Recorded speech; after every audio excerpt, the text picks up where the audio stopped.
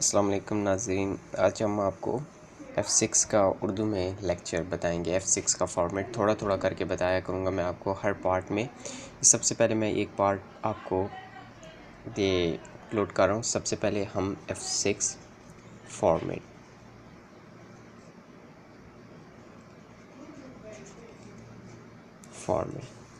Taxation format होता है F6 मैं फिर आपको डिटेल में एक एक चीज़ बताया करूँगा। सबसे पहले होता है नॉन सेविंग,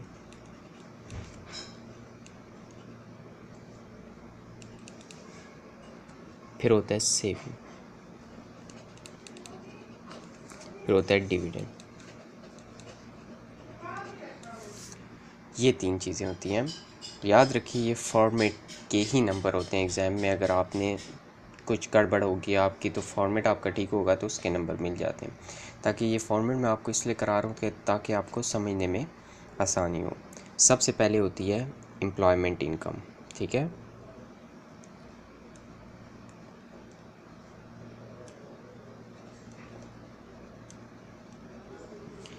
एम्प्लॉयमेंट इनकम, ये जो एम्प्लॉयमेंट इनकम होती है, जो एम्प्लॉय काम करता है कंपनी में उसको इनकम मिलती है बाहर यूरोप में, क्योंकि F6 टैक्स बाहर यूरोप का होता है तो इसीलिए ये नॉन सेविंग होती है, ठीक है। क्योंकि आपके उनके पास पैसे आते हैं बाहर यूरोप में, वो जमा नहीं करते, उड़ा देते हैं जितने भी आते हैं। तो फिर उसके बाद आती है प्रॉपर्टी इनकम।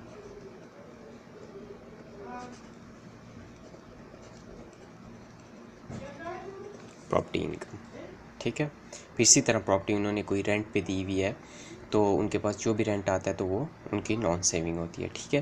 फिर उसके बाद है ट्रेडिंग इनकम,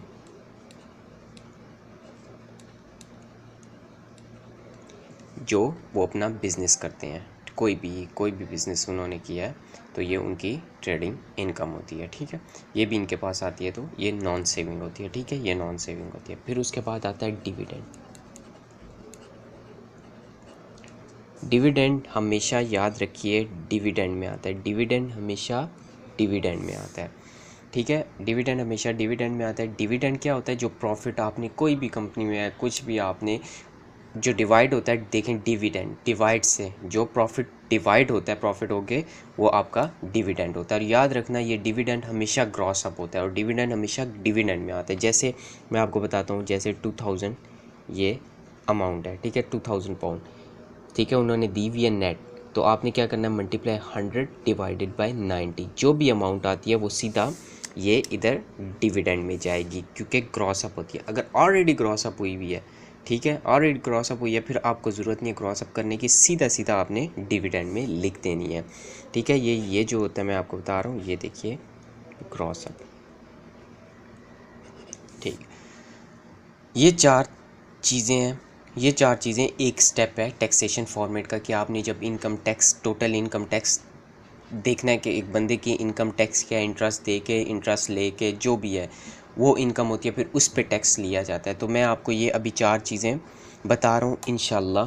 तो फिर जब ये टोटल, ये नॉन सेविंग की आपने टोटल कर लेनी है, ठीक है। ये टोटल सेविंग, ये employment income, property income, trading income, dividend, ये सारा करके आपने इसका टोटल कर लेना है, इसका टोटल कर लेना है, ठीक है। फिर आपको इंशाल्लाह मैं अगले पार्ट में जो भी इंशाल्लाह, इसके बाद इंटरेस्ट शुरू होते हैं, इंटरेस्ट के बाद फिर उसके बाद क्वालिफाइंग इंटरेस्ट होते हैं। एक इंटरेस्ट होता है जो आपने लोन दिया है उस पर आपको इंटरेस्ट मिल रहा है, एक होता है जो आपने वो ऐड होता है, और एक इंटरेस्ट होता है जो आपने लिया है बैंक से। इंटरेस्ट कोई भी आपने बैंक से इंटरेस्ट लिया, उसकी भी किस्में होती हैं, डिपेंड करता है, वो सारे क्वालिफाइंग इंटरेस्ट लेस होते हैं। फिर उसके बाद आपकी टोटल इनकम, नेट इनकम आ जाती है। फिर उस पर आपका पर्सनल अलाउंस होता है। ये इंशाल्लाह मैं आपको सारा आहिस्ता आहिस्ता सब बताऊंगा। ये देख लीजिए आप। फिर ये employment income, property income, trading income, dividend, सबसे आप आसानी के लिए ये जो मैंने लिखा है नॉन सेविंग, सेविंग, डिविडेंड, ये आपकी आसानी के लिए, अगर जिसको ये समझ कर